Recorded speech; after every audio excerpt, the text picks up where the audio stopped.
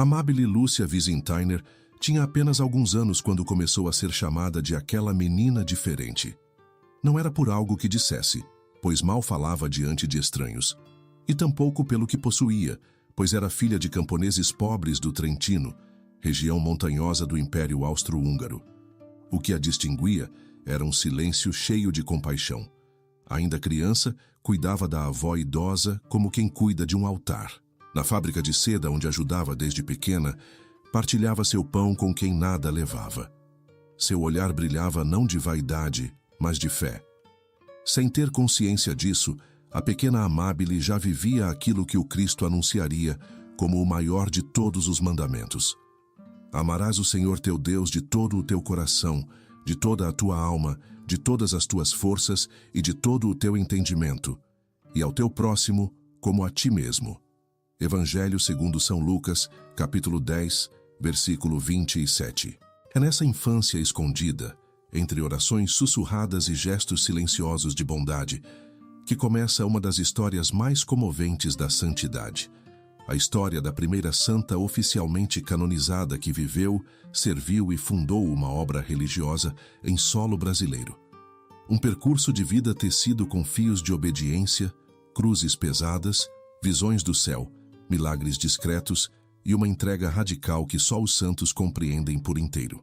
Santa Paulina do Coração Agonizante de Jesus não nasceu nos púlpitos nem nos palácios.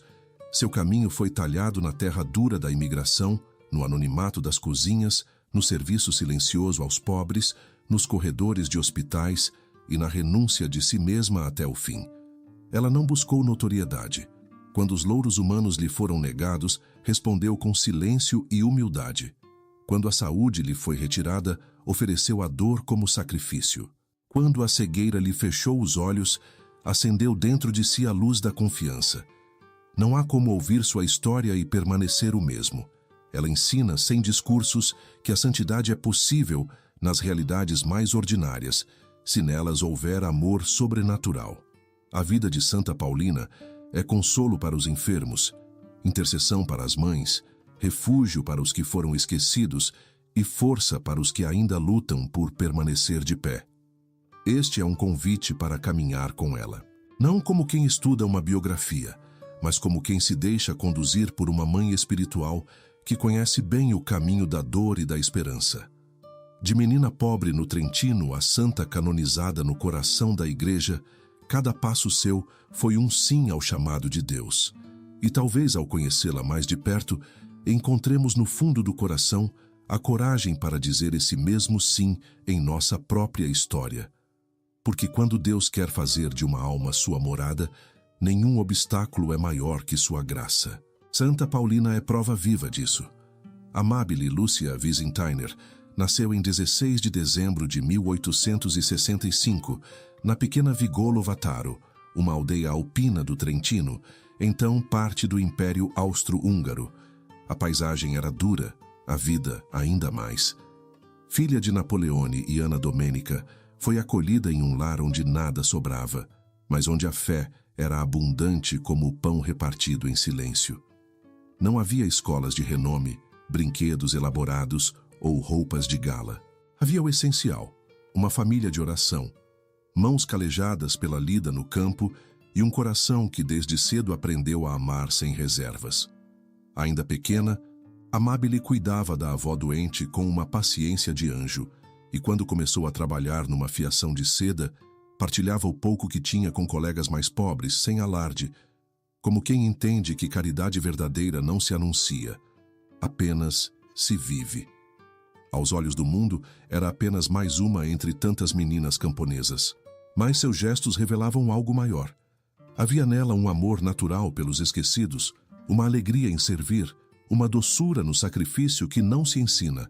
Nasce com os que foram tocados pela graça, e essa graça já morava em seu coração. Sua mãe lhe ensinava os cantos sagrados em italiano, e à noite todos se reuniam para rezar o terço em torno de uma imagem de Nossa Senhora. Era ali, entre paredes de madeira simples e luzes de lamparina, que Amabile crescia como um lírio no vale, discreta, firme e profundamente voltada para Deus. Sua infância não foi isenta de dores, mas foi santificada por elas. Cada dia difícil se tornava mais uma oferenda, mais uma chance de confiar.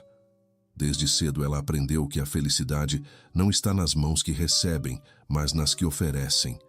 A vida rural exigia esforço físico constante, e mesmo assim ela se doava com leveza. Não havia escola formal em sua aldeia, mas Amabile possuía outra sabedoria, aquela que vem da vivência do Evangelho encarnado no cotidiano. Se alguém quiser ser o primeiro, será o último de todos e o servo de todos. Evangelho segundo São Marcos, capítulo 9, versículo 35. E assim ela vivia, sem jamais buscar destaque. Para ela, cuidar dos outros era natural, como respirar. Ela não falava sobre Deus. Ela o encarnava em cada gesto, em cada pequeno ato de bondade. Amabile era ainda criança, quando começou a ser percebida como uma presença de luz por onde passava. Os vizinhos notavam sua delicadeza, sua prontidão em ajudar, sua reverência ao entrar na pequena igrejinha de São Jorge, onde fazia silêncio absoluto diante do altar. Cada oração, cada tarefa cumprida sem reclamação, era como um tijolo secreto colocado por Deus na fundação da obra que viria. E ainda que ela não soubesse, o céu já desenhava em sua alma o contorno de uma missão. Porque antes que as grandes fundações surjam no mundo, elas são moldadas no coração. E o coração de Amabile já era de Deus, totalmente sem reservas desde o início. Quando Amabile tinha 9 anos, o chão firme de sua infância começou a se mover. A fome, a instabilidade política e o desejo de uma vida mais digna levaram seus pais a tomar uma decisão irreversível: deixar a terra natal e cruzar o oceano rumo ao desconhecido. Embarcaram no navio San Martino, com dezenas de outros trentinos, levando apenas o necessário, e a fé como bagagem maior. Era o ano de 1875. A travessia foi longa, marcada por enjoos, medo, saudade e incerteza.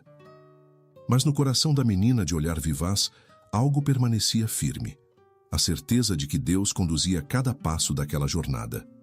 Ela não murmurava, não se queixava, rezava. Era como se já entendesse que toda mudança profunda exige uma travessia dolorosa. Ao chegarem ao porto de Itajaí, em Santa Catarina, o que encontraram não foi uma cidade estruturada, mas mata virgem. A caravana seguiu para o interior do vale do rio Tijucas, abrindo trilhas com machado, construindo do zero uma nova vida. Ali fundaram Vigolo, em memória da terra deixada para trás. A adaptação foi dura. Não havia escolas, estradas ou igrejas, mas havia fé, e essa fé era suficiente para recomeçar. Os imigrantes ergueram uma pequena capela, rezavam juntos, celebravam seus santos com a mesma devoção que tinham na Itália. Amabile, mesmo ainda criança, ajudava a carregar água, limpar a terra, consolar os irmãos menores. A menina crescia entre o barro e o terço, entre o suor e o evangelho. Nesse novo chão, Amabile revelou um espírito ainda mais forte. Enquanto muitas crianças se perdiam na saudade da terra natal, ela parecia compreender que Deus também estava ali, na nova pátria, pronto a fazer brotar esperança onde só havia troncos cortados e solidão. Suas orações se tornaram mais maduras, suas responsabilidades mais pesadas, e mesmo assim ela não perdia a doçura. A cada amanhecer, buscava na oração a força para mais um dia. Não temas, porque eu sou contigo. Não te assombres, porque eu sou teu Deus. Eu te fortaleço e te ajudo e te sustento com a destra da minha justiça. Livro do profeta Isaías, capítulo 41, versículo 10. Essa promessa parecia escrita para ela, e ela a vivia como se tivesse ouvido diretamente da boca de Deus. A experiência da imigração não quebrou Amabile, pelo contrário, a moldou. Ela aprendeu que os verdadeiros fundamentos da vida não estão na terra que se pisa, mas na rocha que é Cristo. O que para muitos seria um trauma, para ela tornou-se escola de fé. Na dureza da nova terra, sua alma foi sendo lavrada com as mãos do próprio Deus. E assim, pouco a pouco, aquela menina estrangeira foi se tornando não só parte do Brasil, mas uma de suas filhas mais santas. A travessia tinha sido difícil, mas era apenas o início de um caminho sagrado. Aos 12 anos, Amabile enfrentou uma dor silenciosa que poucos entenderam, mas que marcou profundamente seu caminho espiritual. Ela não conseguia aprender a ler.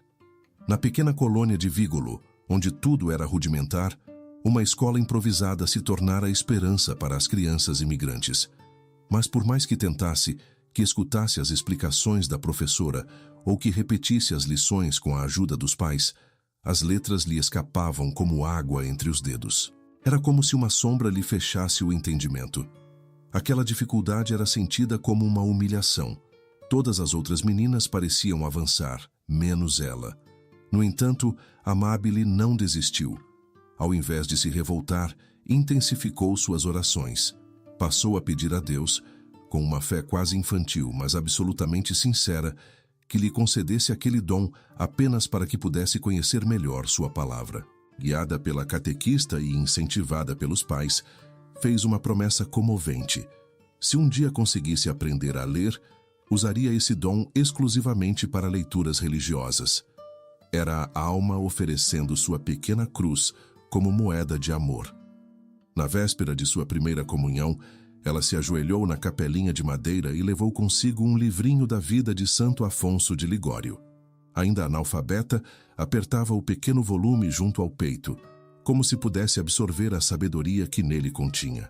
Ao receber Jesus Eucarístico pela primeira vez, suas palavras foram simples: Senhor, se for da tua vontade, ensina-me a ler para te conhecer melhor.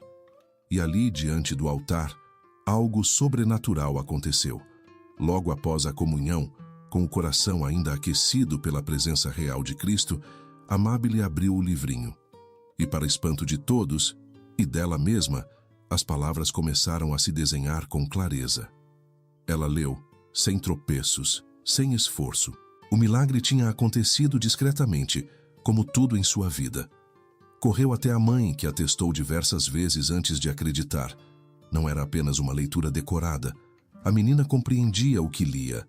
Aquela graça eucarística se tornou o marco de sua entrega espiritual. Deus não apenas havia escutado sua oração, mas a presenteava com uma missão: formar-se na palavra para um dia ser voz de consolo para os outros. A alegria que inundou sua alma naquele dia não era apenas por ter vencido um obstáculo, mas por ter provado na própria pele que Deus ouve os humildes.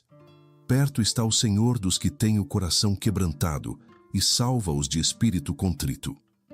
Livro dos Salmos, capítulo 34, versículo 18. A partir dali, a Bíblia, as vidas dos santos e os livros de oração se tornaram companheiros inseparáveis de Amabile. Ela lia como quem respira, e cada palavra lida era para ela uma resposta de amor. A menina que não sabia ler agora mergulhava nas páginas sagradas com uma sede que só os sedentos de Deus conhecem. Era mais do que alfabetização, era unção. E esse milagre silencioso se tornaria um dos pilares da sua confiança absoluta na providência. Porque quem aprende com Jesus, aprende para sempre. À medida que os anos avançavam e a juventude florescia, Amabile sentia um chamado interior que não conseguia ignorar. Ela era naturalmente piedosa, generosa e ativa na vida da pequena comunidade de Vigolo, mas em seu coração pulsava algo mais profundo, uma vontade insistente de pertencer totalmente a Deus. Ainda que o ambiente ao seu redor projetasse para ela um futuro comum, o casamento, a maternidade, o cuidado do lar, havia dentro dela um desejo silencioso de consagração, um anseio de servir aos pobres e viver para algo eterno. Essa tensão entre o que o mundo esperava e o que o céu lhe sugeria se tornou um campo espiritual de discernimento.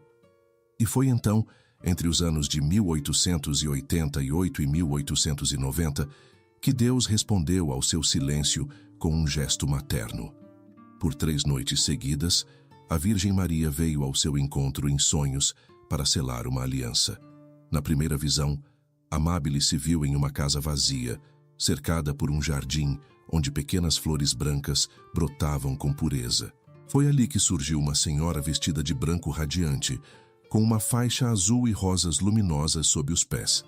A beleza da aparição era tão divina que Amabile mal conseguia se mover. Apenas sentia uma alegria tremenda que a fazia querer permanecer ali para sempre. Na segunda noite, a Virgem aproximou-se com um olhar de doçura incomparável e lhe disse: "É meu ardente desejo que comeces uma obra. Trabalharás pela salvação de minhas filhas." Aquela frase caiu como um trovão suave em seu espírito.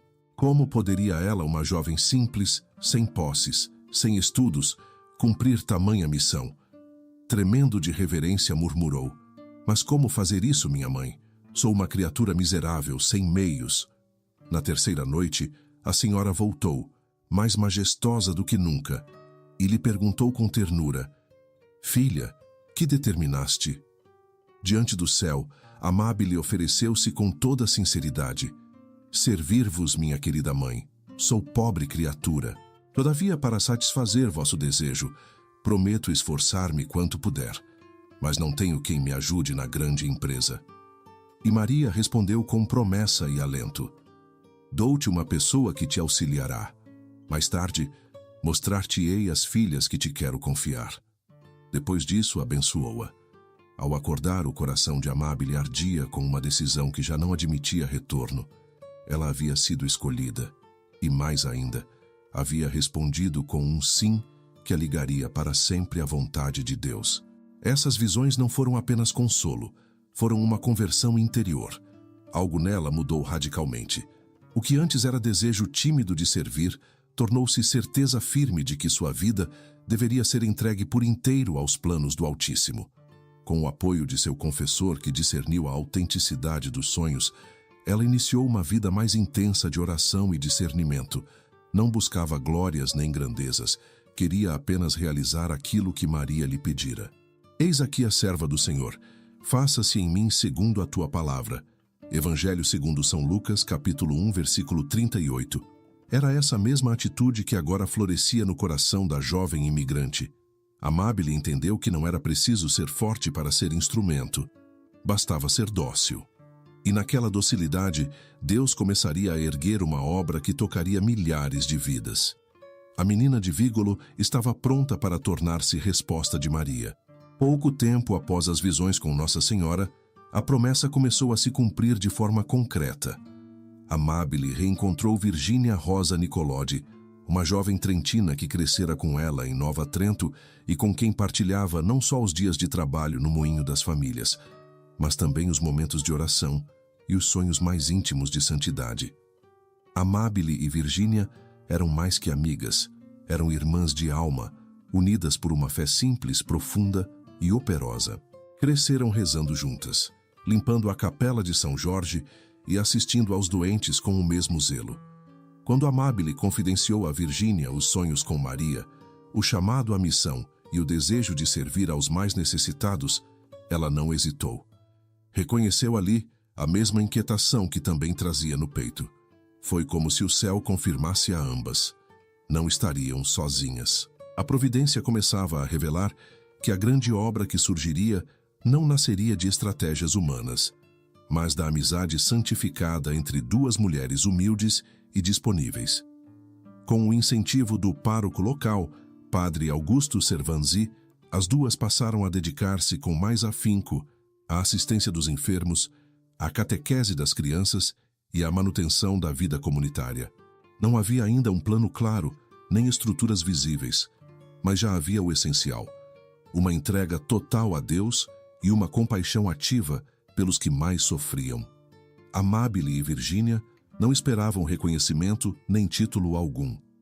Serviam porque amavam, e amavam porque viam em cada pobre e doente o rosto do próprio Cristo.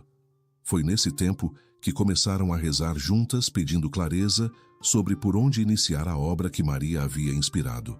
A resposta veio na forma de um grito mudo: o abandono de uma mulher doente em fase terminal que ninguém queria acolher.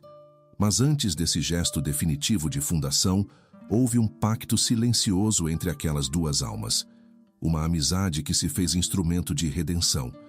Uma aliança espiritual selada, não com promessas humanas, mas com a confiança na Mãe do Céu. Dois valem mais do que um, porque têm melhor paga do seu trabalho. Porque se caírem, um levanta o companheiro. Mas ai do que estiver só, pois caindo não haverá quem o levante. Livro do Eclesiastes, capítulo 4, versículos 9 e 10. A amizade entre Amábile e Virgínia era esse sustento mútuo, esse amparo recíproco que não se perde com o tempo, mas se fortalece na missão. Aquele amor fraterno nascido no cotidiano da colônia se tornaria o embrião de uma congregação. E ali, onde muitos viam apenas duas moças pobres, Deus via as primeiras pedras vivas de um templo de caridade. Porque quando duas almas se unem por Ele, nenhuma obra é impossível. E Maria, que prometera enviar ajuda, começava a mostrar suas filhas escolhidas. Era o dia 12 de julho de 1890, quando a fé se fez obra visível. Em Vigolo, Amábile e Virgínia encontraram Ângela Lúcia Viviane, uma mulher com câncer em estado terminal, abandonada e sem ninguém que por ela se importasse. Seu corpo frágil e cheio de dores parecia implorar por um último gesto de dignidade. Amábile não hesitou. Aquela mulher era o próprio Cristo agonizante. Ali, de modo definitivo, a visão que recebera em sonho encontrava sua concretização.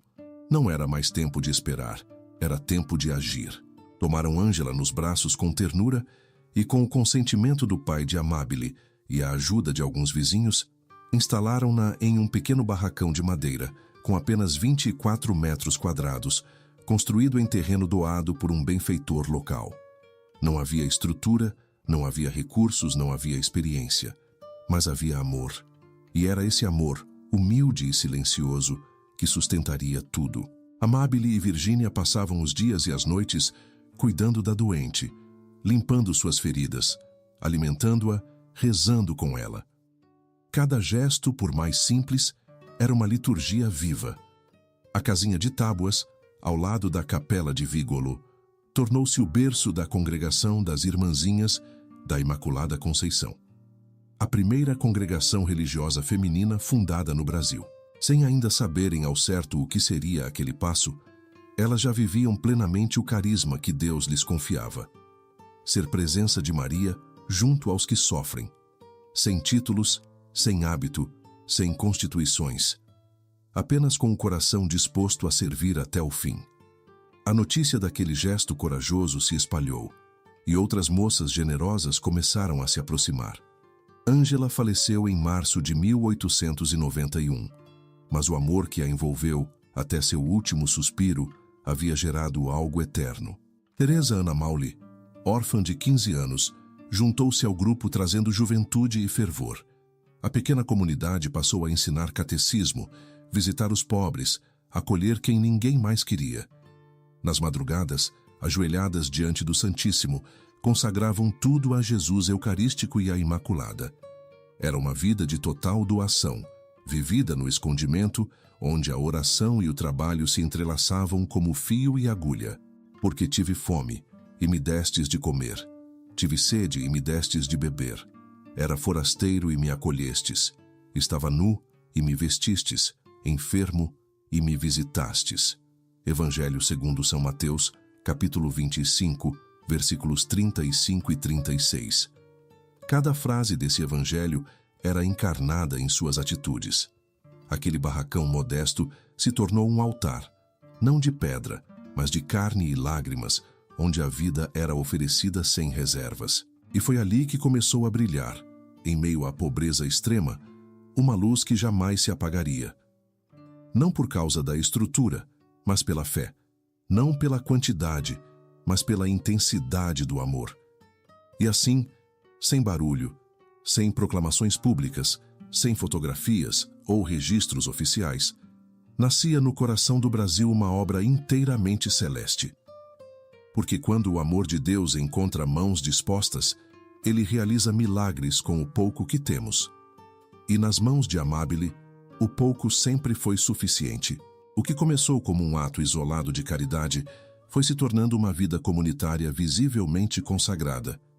Em 1894, com o discernimento do padre Luiz Maria Rossi, delegado do arcebispo, e sob a orientação de Dom José de Camargo Barros, bispo de Curitiba, Amábile e suas companheiras passaram a viver formalmente como religiosas. Foi nesse tempo que ela escolheu o nome que a acompanharia até a eternidade: Irmã Paulina do Coração Agonizante de Jesus. O novo nome não era apenas um símbolo externo, era uma entrega definitiva, uma resposta total ao Cristo sofredor, a quem ela queria pertencer sem reservas. Na mesma ocasião, receberam o hábito religioso e fizeram votos simples, selando com o céu uma aliança que já era vivida no coração havia muito tempo. A congregação nascente adotou como modelo a Imaculada Conceição e assumiu como missão o cuidado dos pobres, dos doentes e das crianças órfãs. Irmã Paulina liderava com doçura, mas também com firmeza espiritual. Era ela quem acolhia as jovens aspirantes, quem orientava o trabalho e a oração, quem mantinha a comunidade unida na simplicidade do Evangelho.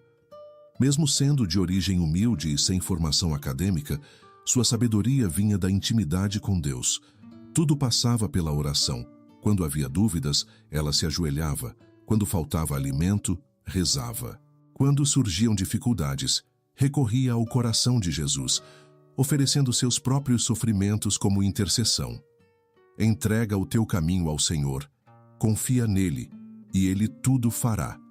Livro dos Salmos, capítulo 37, versículo 5. Essa era sua regra prática, e Deus nunca a deixava sem resposta. A pequena comunidade crescia em número e em espírito. A casa de madeira deu lugar a construções mais sólidas, com dormitórios simples, capela, horta, enfermaria e salas de catequese. As irmãs já não atendiam apenas um caso isolado, mas assumiam obras contínuas de misericórdia. Com poucos recursos, sustentavam-se com o próprio trabalho, costurando, fazendo pães, cuidando das plantações, mas tudo era oferecido em espírito de oração. O amor pela Eucaristia e pela Imaculada era o centro de suas vidas. A cada manhã, a comunidade se reunia diante do altar como quem entrega novamente o coração em holocausto. E Irmã Paulina, mesmo em meio às tarefas administrativas, fazia questão de ser a primeira a servir e a última a descansar. O perfume de sua presença era notado por todas. Em 1900, o Papa Leão XIII concedeu a bênção apostólica à nova congregação, reconhecendo o valor da obra que nascia no Brasil com raízes tão profundamente evangélicas. Era o selo da Igreja sobre uma semente que já germinava no escondimento. Irmã Paulina não se envaideceu com isso. Ao contrário, intensificou sua vida de oração e penitência. Dizia às irmãs: não basta começarmos bem, temos de terminar bem. Sua vida não se orientava por resultados visíveis, mas por fidelidade, e cada decisão que tomava tinha um único critério: a vontade de Deus. Na cruz do coração agonizante de Jesus, ela encontrava toda a força, toda a luz e todo o consolo. Era por ele que vivia, e por ele que se preparava para sofrer, se necessário fosse, até o fim. Em 1903, Irmã Paulina foi enviada para São Paulo. Então, uma cidade que crescia em ritmo vertiginoso, mas cujos pobres cresciam em abandono na mesma proporção. O convite do bispo Dom Duarte Leopoldo e Silva visava a expansão da obra caritativa que ela iniciara em Santa Catarina, agora chamada a florescer no coração do Brasil urbano. Em meio ao barulho dos bondes, a poeira dos bairros operários e as dores esquecidas dos cortiços, ela encontrou seu novo campo de missão. Instalou-se no bairro do Ipiranga e ali, sem alarde, começou novamente do zero. Ergueu com as irmãs um pequeno asilo para idosos abandonados, muitos deles ex-escravizados, sem família, sem nome e sem história. Aos olhos do mundo, eram invisíveis. Mas para a Irmã Paulina, cada um era o próprio Cristo em sua paixão silenciosa. O contato com essa população marginalizada despertou nela um amor ainda mais radical. Ela não apenas oferecia comida, remédios e abrigo. Ela devolvia dignidade, chamando cada idoso pelo nome, ouvindo suas histórias, enxugando suas lágrimas com as próprias mãos.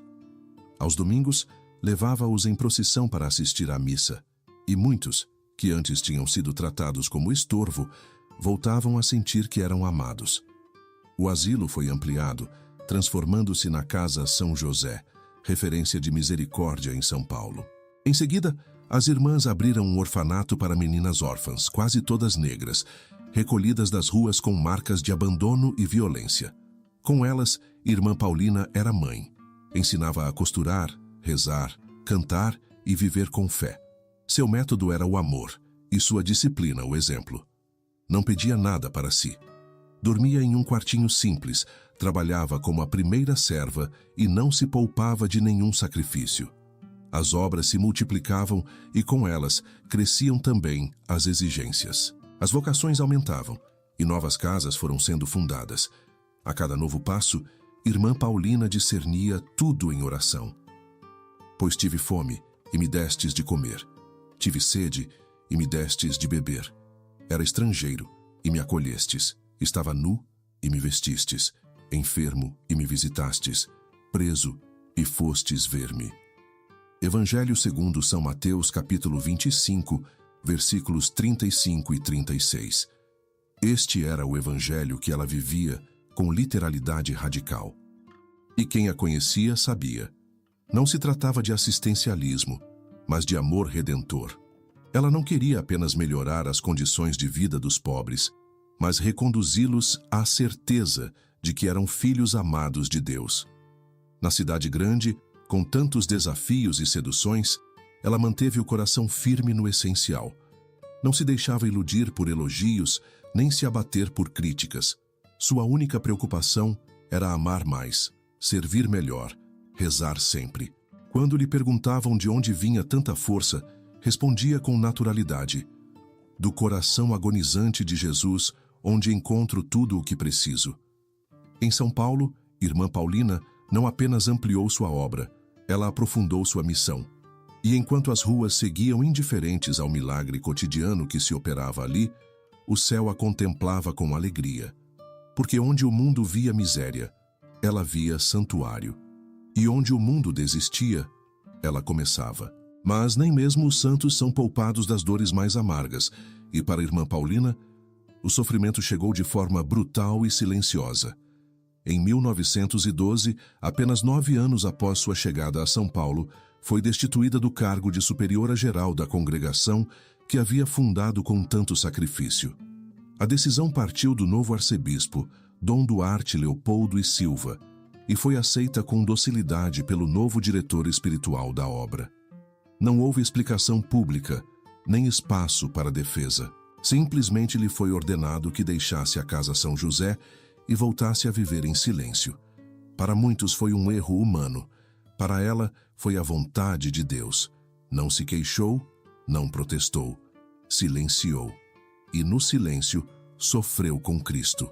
Foi transferida para Bragança Paulista, depois para Ipiranga e finalmente para o bairro do Jardim Leonor, onde viveu como uma irmã comum, sem voz ativa, longe das decisões e do reconhecimento. Para uma fundadora, esse seria um golpe difícil de suportar. Mas Irmã Paulina abraçou essa cruz com a mesma fé com que acolhera os pobres. Quem quiser vir após mim, negue-se a si mesmo, tome cada dia a sua cruz e siga-me. Evangelho segundo São Lucas, capítulo 9, versículo 23. Essa frase do Senhor se tornou realidade em sua vida. Ela não perdeu a paz. Continuou servindo com alegria, rezando com fervor, sorrindo com humildade. Suportava humilhações com a doçura de quem já não vivia para si mesma. Para as irmãs mais novas, sua presença era discreta, mas profundamente inspiradora. Ela não ocupava cargos, mas ainda era o coração da congregação. Envolvia tudo com oração. Quando lhe perguntavam como se sentia por ter sido afastada, respondia apenas: estou onde Deus me quer. E ali, escondida do mundo, começou sua missão mais fecunda, oferecer sua vida como intercessão silenciosa por toda a obra. Já não era a mulher ativa que erguia casas e abraçava os pobres nas ruas, mas a alma escondida que sustentava tudo pela cruz. Como Maria aos pés da paixão, permaneceu firme, ainda que sem compreender os desígnios que a providência permitia. Essa fase foi, para a Irmã Paulina, a mais dolorosa e também a mais santa. Foi quando ela descobriu que a obediência humilhada pode ser um altar mais alto que qualquer catedral. Não deixou de amar a igreja, mesmo ferida por ela. Não deixou de amar suas filhas espirituais, mesmo afastada delas. E não deixou de amar a missão, mesmo que dela estivesse visivelmente desligada. O silêncio se tornou sua língua, a oração, sua morada, a cruz, sua companhia fiel. E no escondimento daquelas décadas, Deus lapidava nela uma santidade que não dependia de obras, mas de abandono total. Foi nessa noite escura da alma que a luz de Santa Paulina começou a brilhar com mais força, não diante dos homens, mas no coração de Deus. Com o passar dos anos, a saúde de Irmã Paulina começou a declinar silenciosamente, como uma vela que se consome diante do altar. Em 1938, foi diagnosticada com diabetes severa. A doença avançou rápido e logo atingiu seus olhos, levando-a à cegueira total. Mais tarde vieram as dores intensas, a amputação de um braço e a fragilidade extrema. Mas o que para muitos seria um tempo de lamento, para ela se tornou a estação mais fecunda da graça. Mesmo no leito, sem visão, sem liberdade de movimento, sem poder mais servir ativamente às suas obras, ela continuava ofertando sua dor como oração viva. Cada gemido escondido era uma prece. Cada noite insone, um sacrifício unido ao coração agonizante de Jesus. Era como se a fundadora, agora reduzida à dependência total, se tornasse inteiramente de Deus. Uma hóstia viva consumada no amor. Suas companheiras, ao vê-la em tal estado, esperavam encontrar desânimo, mas encontravam paz. Ela jamais reclamava. Ao contrário, acolhia cada dor como uma partilha do sofrimento redentor de Cristo. Quando a enfermidade a impediu de ir à capela, fazia de sua cama um altar. Quando já não podia ler, recitava de memória as Escrituras. E quando lhe perguntavam como conseguia suportar tanto, respondia com serenidade: quem está com Jesus não sente peso. Nessa entrega absoluta, ela encontrava a fortaleza que vinha do alto. Ainda que o nosso homem exterior se corrompa, o interior, contudo, se renova de dia em dia. Porque a nossa leve e momentânea tribulação produz para nós um peso eterno de glória, muito excelente. Segunda carta de São Paulo aos Coríntios, capítulo 4, versículos 16 e 17. Mesmo cega, Irmã Paulina sabia quando uma irmã precisava de consolo. Percebia pelo tom de voz, pelo silêncio diferente, pelo cheiro das preocupações. E oferecia uma palavra mansa, uma oração espontânea, um sorriso de quem já repousava no coração do Pai. Não era mais a mulher que fundava obras, era a alma que sustentava todas elas com sua união com Deus. Nos últimos meses, aceitou calmamente a dependência total. Precisava ser alimentada, trocada, carregada, e a cada humilhação física, ela respondia com gratidão. A doçura de sua presença comovia até os médicos, nunca exigia nada. Quando alguém a servia, ela dizia: muito obrigada, que Deus lhe pague com a eternidade. Sua enfermidade tornou-se sua última pregação. Na comunidade, todos sabiam que estavam diante de uma santa. O quarto onde vivia já era procurado como um lugar de bênçãos.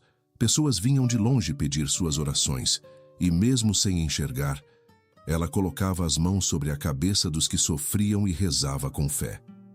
Sua comunhão com o sofrimento de Cristo era tão profunda que a própria dor se tornara canal de graça. E assim, nos limites do corpo, sua alma se expandia. Quanto mais seu corpo se debilitava, mais sua santidade se revelava. Era como se a fundadora estivesse sendo consumada em silêncio, como o grão de trigo que morre para dar fruto. E esse fruto já começava a surgir. Curas, conversões e vocações floresciam ao redor daquela cama.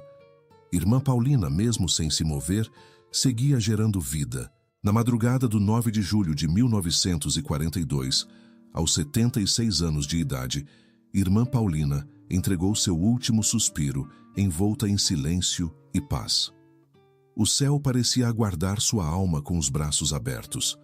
Sua travessia final foi serena, como tudo em sua vida. Um abandono total ao coração agonizante de Jesus. Não houve espetáculo, apenas a profundidade de uma entrega consumada. As irmãs que a acompanhavam perceberam que algo extraordinário havia acontecido. A presença de Deus era quase palpável naquele quarto. E embora o corpo de irmã Paulina tivesse se calado, sua missão apenas começava. A notícia de sua partida correu rapidamente e multidões começaram a visitar seu túmulo. Vieram agradecer curas, pedir consolo, apresentar filhos e dores. Ela, que sempre vivera para os outros, agora continuava a interceder, mais viva do que nunca. Com o passar dos anos, sinais de sua santidade se multiplicaram. Pessoas relataram milagres, conversões e curas obtidas por sua intercessão. E o que mais impressionava era a fidelidade de sua história. Uma mulher sem recursos, sem estudos, sem projeção humana, que fundou uma congregação, acolheu os esquecidos, amou até o fim e nunca deixou de confiar. Em 1991, foi declarada venerável. Em 1993, o reconhecimento oficial de um milagre permitiu sua beatificação por São João Paulo II. E no dia 19 de maio de 2002, diante de uma multidão emocionada na Praça de São Pedro, foi canonizada, tornando-se oficialmente a primeira santa do Brasil. Mas para aqueles que já conheciam sua história, esse título apenas confirmava o que o povo simples já sabia havia muito tempo. No coração de milhões, ela não era apenas uma santa. Era uma mãe, uma amiga, uma intercessora fiel. Santa Paulina tornou-se modelo de esperança para quem sofre, força para quem enfrenta doenças incuráveis, consolo para os que vivem no esquecimento, luz para os que buscam recomeçar. Sua imagem passou a ser colocada em hospitais, orfanatos, igrejas humildes e casas simples. Seu nome foi gravado nas orações das mães aflitas, nos pedidos silenciosos das filhas que lutam sozinhas, nas preces de quem clama por conversão dentro de casa. Bem-aventurados os que choram, porque serão consolados. Evangelho segundo São Mateus, capítulo 5, versículo 4. Santa Paulina foi consolo para os que choravam, e segue sendo. Hoje, quem visita o Santuário de Santa Paulina, em Nova Trento, pode perceber que a presença dela não ficou no passado. Seu espírito vive em cada peregrino que chega com fé, em cada vela acesa com esperança, em cada lágrima derramada diante de sua imagem. Ela continua acolhendo, ouvindo, cuidando. E sua vida segue gritando uma verdade que o mundo insiste em esquecer. Que a santidade é possível, mesmo nos caminhos mais humildes. Que a verdadeira grandeza nasce da cruz abraçada com amor. E que o céu começa aqui, quando a alma se entrega sem reservas ao Deus que tudo pode. Santa Paulina do coração agonizante de Jesus não passou pela terra em vão. Sua história permanece como resposta para quem precisa de milagre, fé e recomeço. A vida de Santa Paulina do coração agonizante de Jesus não é apenas uma história de superação.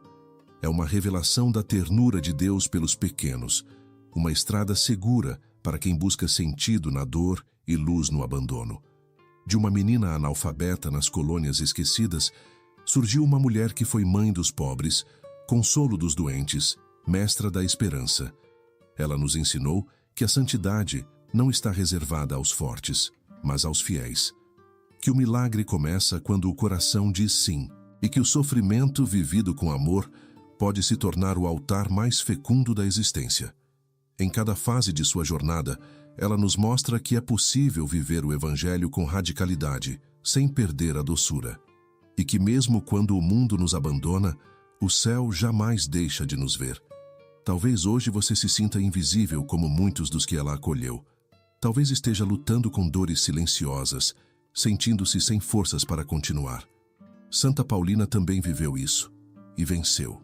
Não porque era extraordinária, mas porque nunca deixou de confiar. Que essa confiança tome conta do seu coração agora. Que a coragem dessa santa tão nossa reacenda em você o desejo de recomeçar, de se entregar, de amar de novo. Se há alguém em sua família afastado da fé, entregue agora esse nome à intercessão de Santa Paulina. Se há uma enfermidade incurável, coloque-a nas mãos dela. Se há uma dor que você não consegue mais suportar, peça. Santa Paulina, Ensina-me a sofrer com amor. Rezemos juntos. Santa Paulina, mulher de fé inabalável, tu que soubeste transformar dor em serviço, silêncio em oração, abandono em missão, intercede por nós. Olha pelos que sofrem em hospitais, pelos idosos esquecidos, pelas crianças órfãs, pelos corações cansados e pelas famílias feridas. Ensina-nos a amar como tu amaste. Dá-nos a força para confiar, mesmo quando não entendemos. E se for da vontade de Deus, alcança-nos as graças que agora colocamos aos teus pés. Faça seu pedido neste momento. Amém. Se esta história tocou o seu coração, deixe nos comentários o nome de alguém por quem você quer rezar, especialmente se essa pessoa está longe de Deus. Compartilhe esta mensagem com quem mais precisa de esperança. Inscreva-se para continuar recebendo testemunhos que alimentam a fé. E lembre-se, Deus nunca abandona os que o buscam com sinceridade. Como Santa Paulina viveu e provou, é nos caminhos mais humildes que ele revela os seus maiores milagres.